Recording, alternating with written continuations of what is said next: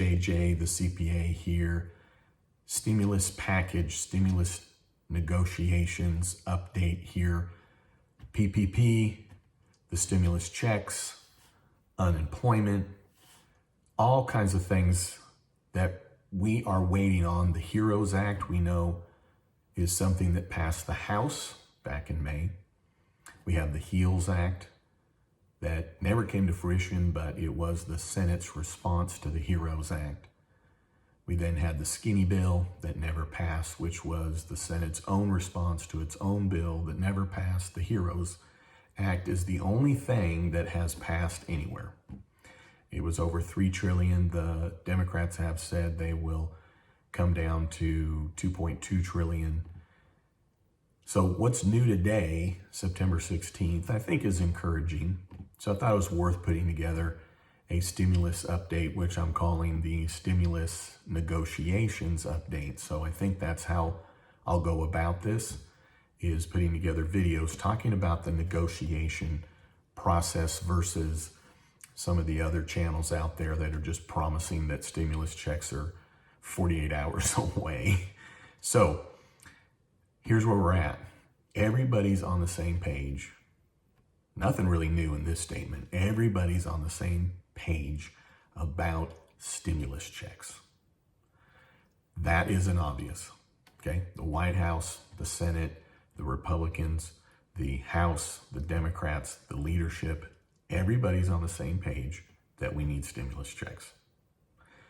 The second is everybody's on the same page, there needs to be unemployment. The dollar amount is obviously up in the air. PPP, the Republicans have been backing that. That wasn't a part of what the Democrats were coming up with. So what's encouraging today is that the White House, Trump, did his tweeting and basically said, hey, Republicans, we need to up the number. We need to give more back to the American people through this stimulus package. So let's get her done, basically. And what is also encouraging today is that the House Speaker, Pelosi, indicated that they will not recess. They will not go home until there is a deal done, which is good because actually, as it stands right now, the House is supposed to recess October 2nd and not return until after the election. The Senate's supposed to recess October 9th and doesn't return until after the election. So there is pressure from the Republicans, pressure from the Democrats that are not in the leadership that we need to get a deal done. The other part that I think is encouraging is that there is a caucus that is a bipartisan group that has come up with right now a $1.5 trillion plan. And it is indicated that that will maybe be really the basis of what's to come. So it includes unemployment at $450 a week. This is just a proposed plan. It's nowhere near being a bill to be voted on.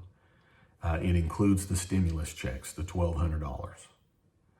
I haven't read it. I haven't seen enough detail to know what it includes related to PPP, although I know there is relief for small business, and typically the way they're saying that, it's PPP. It seems that the big sticking point is this: the amount of aid to go to local and state governments. That's what's really holding this up. The Republicans just don't really want to prop up states and local governments in the sense that they need to do that themselves.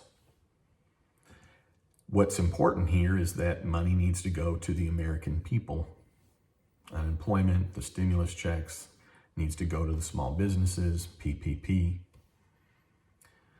The states have their own funds to draw on. The states, in my opinion, are having a direct effect on the amount of money they have in their coffers because they're closing down. Now, that can get into all kinds of statements and saving lives and masks and constitutional rights and all that good stuff. And that's not what I'm making a comment on. What I'm making a comment on here is the states, if they get extra funding, will be less motivated to open up those states that are closed or partially closed because they're then just getting additional funds. States are states for a reason. States need to support themselves, and if states need to stay closed for safety, great, they should.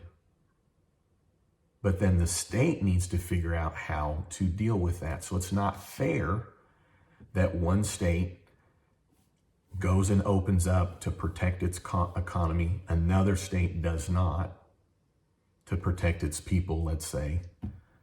It can get into an emotional issue, and that's not where I'm going. What I'm going through is,